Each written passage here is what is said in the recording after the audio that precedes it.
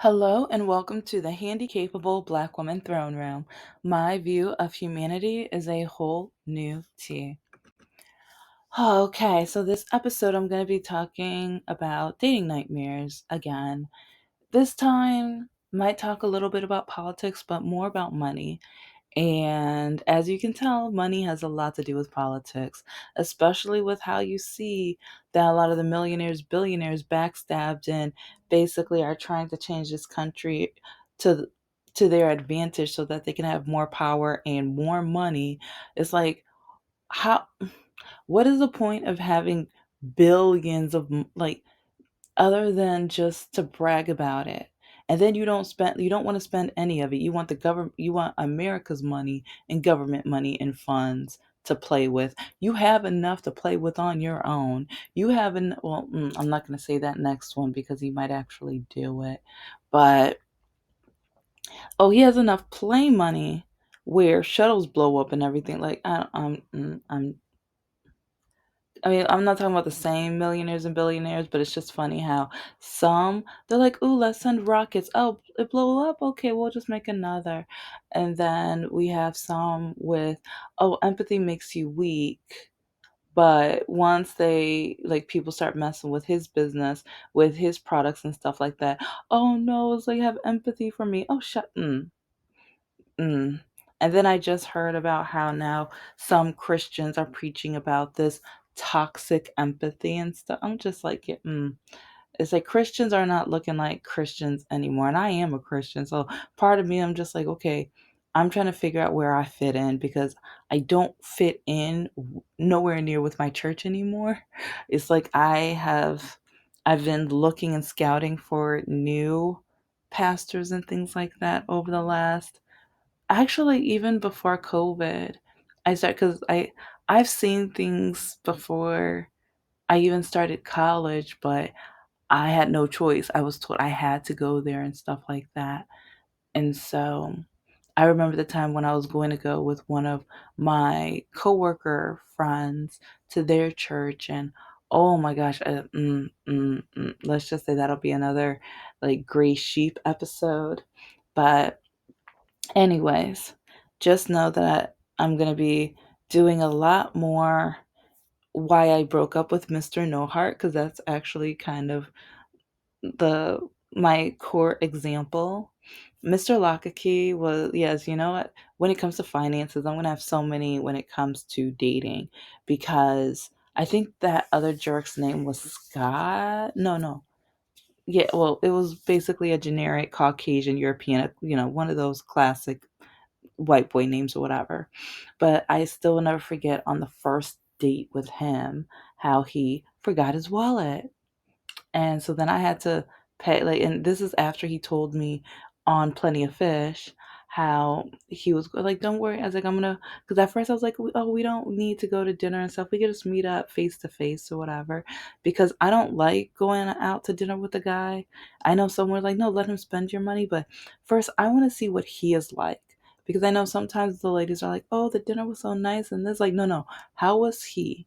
I want to know like if I because once you start a real relationship, you're not going to have that dinner every night. You're not going to have that ambiance, the romance and stuff. I want to know how is he just in real life, just with walking around and talking and stuff. But even now with date, like, oh, it's like part of me is like, you know what? Since you need to go grocery shopping anyway, let's just run errands. Let's just go grocery shopping. Oh no, that's not until later in the dating life. It was like, yeah, let me just take you out to dinner. Well, taking me out to dinner, that's when you're gonna, try to smooth me and love bomb me and all this other stuff. No, let's go grocery shopping so I can see how do you manage your money? How do you grocery shop? Do you shop just for a few days or whatever? Do you know about sales or how, like, are you too scared to get generic products? Like, I want to see how do you manage your money? Because it's crazy how when I was dating Mr. No Heart, it's like he always went to this one grocery store and in Metro Detroit or in Detroit.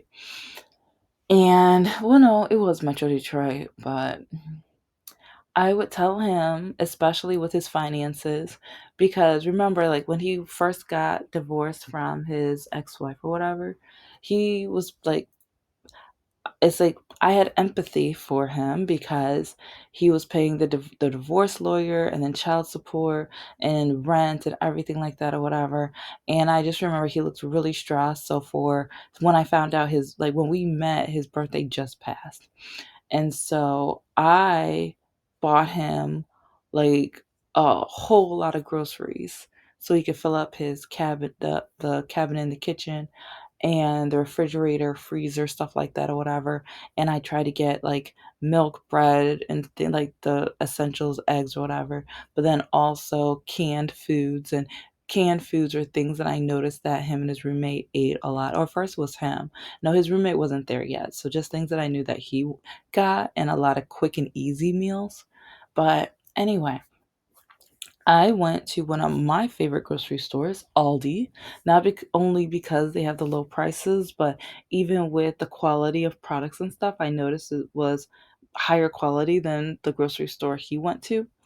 And but then I realized that I was saving so much money because I didn't really I don't have an Aldi. Well, now I do, but I didn't back then. So I didn't really know much about the the amazing prices or whatever until I started shopping there. And so I would like tell him, it's like, why don't you try Aldi, whatever? And this is not sponsored whatsoever. It's like I'm not making anything off of this from I wish, but I'm not. It's just an example. But while I'm telling him, like, look how much I saved, and I was like, look how much money you're spending at this grocery store, and it's like you're hardly having enough money so that you can afford A, B, and C and stuff like that. So why don't you instead? It's like shop here, like even if it's every other week, you're still going to be saving money. And what did he do? He laughed at me and mocked me or whatever. But then I don't I think his roommate finally I think he moved in like a few months later, but I just remember like his roommate came into the house. Oh my gosh, guess what? I saved so much money. It's like, did you know about Aldi? Did you know about and sometimes I feel like men refuse to listen to women. They think women have no idea what we're talking about. But then when we either have more progress or we get to our goals or or we accomplish certain things, including going to college and finishing and not dropping out. Yeah, that's a dig at Mr. No Heart because yeah.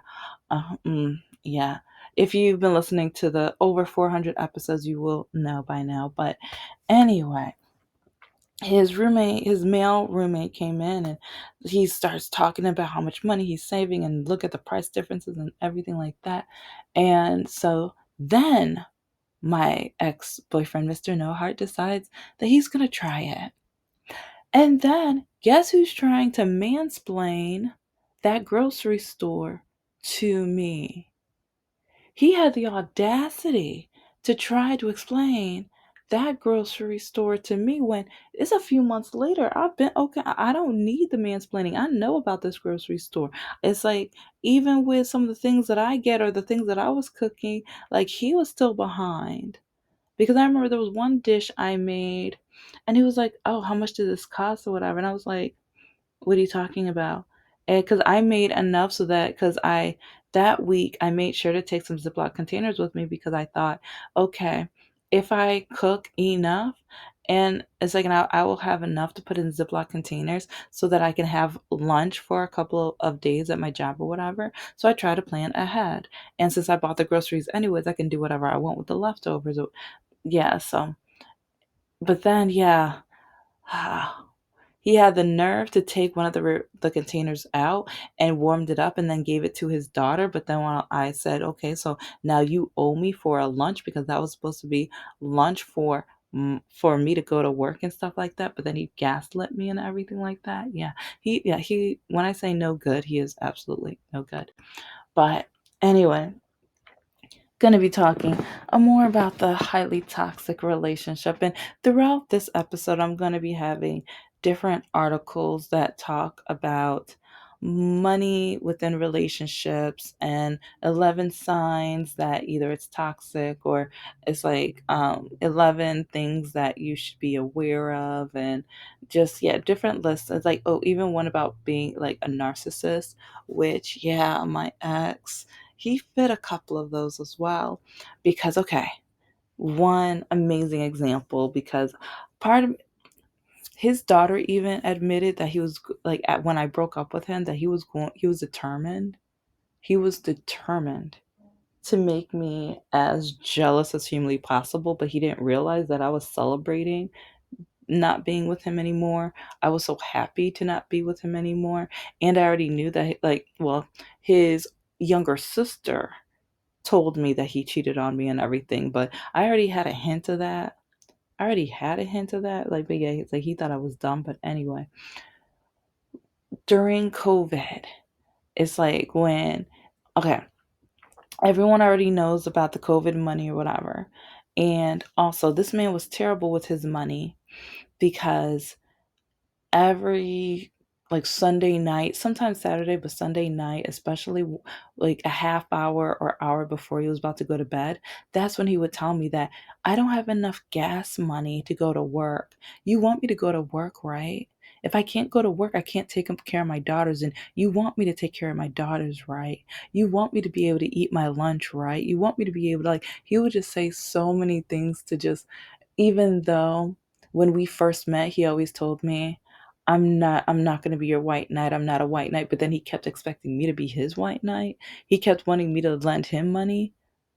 But then when I would tell him that he needs to start paying me the money back, or I would ask him, when are you going to start giving me the money back? Because remember, it's like you said no white knight, and I'm tired of loaning you money after, like, especially after a girl hit and ran my car, and then I had to pay to get it fixed, and then gas and just everything else or whatever in between. I remember it's like I there was one time where I was like, "Oh my gosh, I'm so tight on money." And I was like, "Can I borrow $20?" Like, that was the only time in our relationship that I had ever asked for anything. And he looked at me. He was like, "No." It's like, "You're smart. You'll figure it out. I know you got this covered." And this is, I think, year 3 or 4 of our relationship. I remember I just oh, this is while his dad was in town from California. And I just remember, like, 'cause that's when the car accident happened or whatever. But I don't know. He would, I don't know, he would just do the most toxic things. I'll talk about that in another episode. But it amazed me because he had to borrow money from me for gas or whatever. But then when his dad came to town, all of a sudden, it's like I know his dad probably paid for most of it, but all of a sudden, oh, now you can go to the theme park. Oh, now you can travel. Oh, now you can do things. And then when his mom and sister came into town to go to the zoo, it's like part of me just wonders, was he always a user? It's like, because even with the outings, that part of me is wondering, did his family pay for every time that he got to do things? Because he never wanted to do things with me, even though, like, I was like, okay, can we go to the museum? And the museum, where, like, since we're in Metro Detroit, it's free or whatever. And because I love art and I love going to do things, he told me no. And remember, just like the theater, if you've been listening, you already know. He told me that I would like. He told me that the theater is only for women and gay men. But then so he refused to go with me. Then I said, okay, then I'm going to go with one of my male best friends that is gay, or on the or on, like, LGBTQ. Why did I almost say the spectrum? Oh no, because, well, there's another guy that's on the spectrum that would have went with me too, but since he's straight, my ex said no. So yeah, yeah. So yeah, I won't say. I was about to say his name out loud, but yeah, I'm gonna talk about him in another video, because after I broke up with him, or once I broke up with Mr. No Heart, this guy, who, I got stories. I got petty, petty stories. But yes, he told me that if I was going to go, that I had to go by myself. But then my walking was getting worse. My disability was getting worse. and it was undiagnosed. I still didn't know it was a disability, but it was a lot more pain in my legs and stuff. And at night, I didn't feel safe because, well, it's like I worked so much that the only time I would be able to go was at night. And so throughout our entire relationship, never went. And but the funny thing is, the money that I would have spent on the musicals, I invested. And that's another thing, like, he mocked me about Aldi, and even, like, whenever I said that I wanted to go and do activities, I would always look for coupons or a sale or a deal. And, oh, yeah, back to the like, during COVID, he decided to go to California because his boss was like, "Yeah, get that COVID money and all this other stuff. But even though you're quote unquote not really a needed employee, whatever, because this is back when only the people who were in need were supposed to be going to work. Everyone else had to stay at home. His boss told him that he better go to work. And so he got that money and the other money and everything like that. And he would brag about it. Yeah, but then it's like he used to brag to me and tell me how he would take other women on a trip. But then when I would say, "Okay, so can when one weekend when you don't have the girls, can we have like a quick trip somewhere, like somewhere nearby or whatever, just like a day thing?" And he would always tell me no, to the point where I didn't ask him anymore. And there were a couple times where with my money, I was like, okay, no, I'm gonna do something. But then he would gaslight me again. And, oh, you don't need to go there. Oh, why are you going there? Are you gonna try to cheat on me? Are you gonna try to like leave me? What are you doing? What's going on? And it's like, okay, so you don't want me to travel by myself, but then you won't take me anywhere. You won't even take me out on a date. Like, dates to him were like taking me to fast food. Yeah, so it was only when we first met, because now I realize, yeah, he did like the love bombing, but he, yeah. Once I can start getting therapists on here, because it's like I wanna like tell my stories and do it live or whatever, because like I want to hear what do they have to say, because there must be other people, not only women but also some men who have maybe dealt with similar situations or whatever. But I remember like the first month or two, he would take me out to dinner to talk and everything like that. And that's one reason why I refuse to do that now, because he did that for show. Because he knew I was a sapiosexual. And so he would watch documentaries and he would keep up with that stuff on purpose and take me to dinner on purpose. Like, he did such a show. It was all for show. Because once he had me, all of that went out the window. It was only until each time I was thinking about breaking up with him and he knew it, all of a sudden, oh, let's watch this documentary. Oh, let's do this, let's do that. Oh, let's go to the Coney Island. Mm-hmm. Mm-hmm. Yeah, you know that I'm really thinking about ending this relationship. It's like the only time that he was about to break up with me is when he decided to threaten me with, because I said that like he knew since we met on Plenty of Fish that I wanted to adopt and foster. And he was like, "Oh, that's cool. It's like you want to give back or whatever." But yeah, that's another thing he gaslit me with, because uh about 4 years later, once he knew we were together for long term, he threatened to break up with me if I dared to adopt or try to have kids. And I remember that he said he wanted me to come over to the house and talk. But no, he didn't want me to come to the house and talk. He wanted me to park my car in the driveway, and he boxed up, like, see, he'll box up my stuff then. It's like when I want to break up with him and end things, he tells me I have to drive to him. I have to drive to his house to get my belongings, even though with my now diagnosed disability, I'm still working on that. See, it's like men love power, and men hate learning from women. Men hate like having, yeah, let's just say I can do a lot a long topic about how much men who date you hate you. Sometimes I feel like some men only date you to get you off the market to make sure that you are not going to be able to find someone who is amazing and wonderful for you.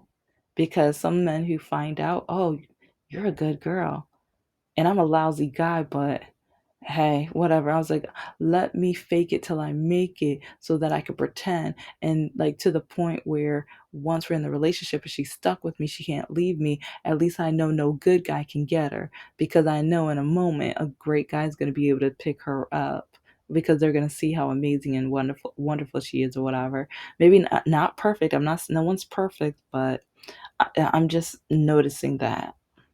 But with Mr. No Heart, he bragged about flying women to California or other day trips or whatever like that. And then even he bragged about when he gave his ex-wife either it was pearl or a diamond, like a tennis bracelet, whatever. And I remember like, I think it was a lot of things happened I might have been year 5. But I would ask him, like, okay, well, we've hit the 5-year mark. I was like, I'm not asking for a tennis bracelet, but am I ever going to get something other than a stuffed animal? Yeah, all he gave me for Christmas was stuffed animals.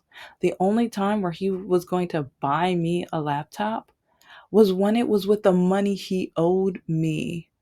I know that because literally he went online to Micro Center to order me a laptop with the money he owed me without telling me, without asking my permission. That was going to be my Christmas present. I told that boy, like, if you do not cancel that, because he wanted to be able to go up north and tell his family, oh, guess what I got her for Christmas when it was with my money.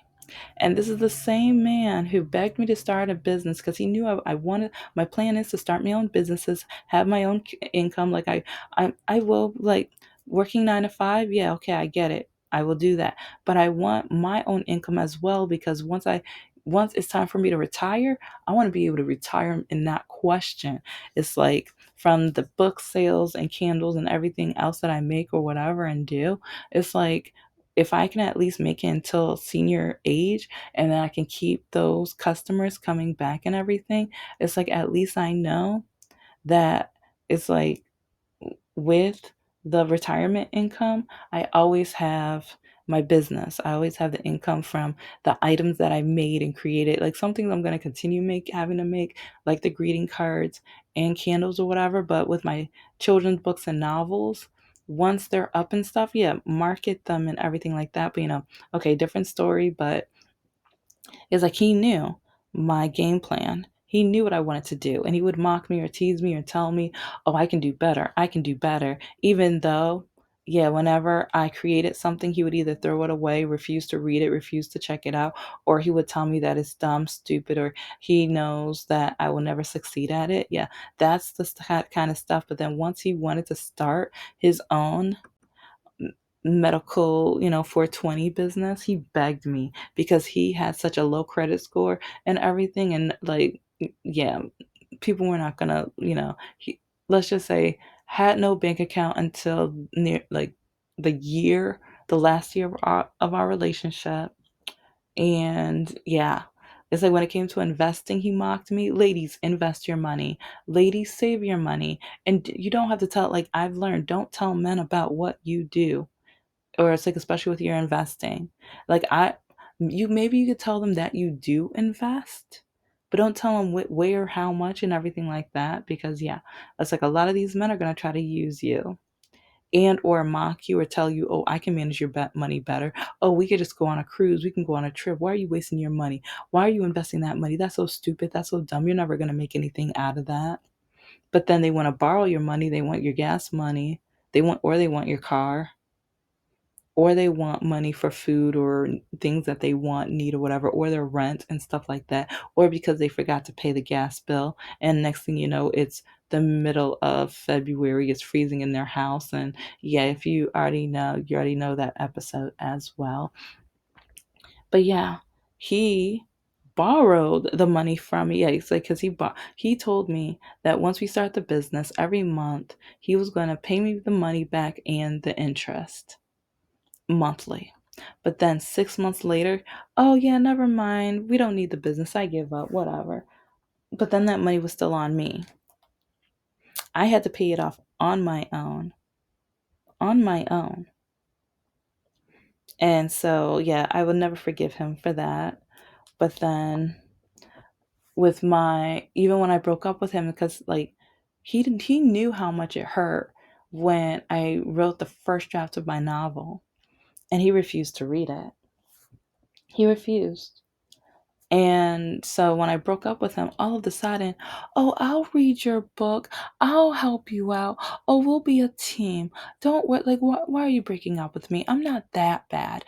And that's still like, do you know how many times that's come to my mind when even on my birthday and he tried to text me because he thought maybe he can slide his grimy, slimy, no good, like ego back into my life or whatever. And he was like, I wasn't that bad. You shouldn't have to say that bad. If you even think that you're a little bad, you should correct yourself. But with all the financial examples that I've already given, I can do a part two and then a part three because this guy always asking for either gas money or for me to get stuff for his daughters. You want my daughters to be taken care of, right? You want me to be able to make their lives happy, right? And then with the 420 business, yeah, that was almost $3,000 of my money. And then I'm working my tush off, running around, working one, two, three, four jobs at the same time while my legs are like, I'm in more and more pain.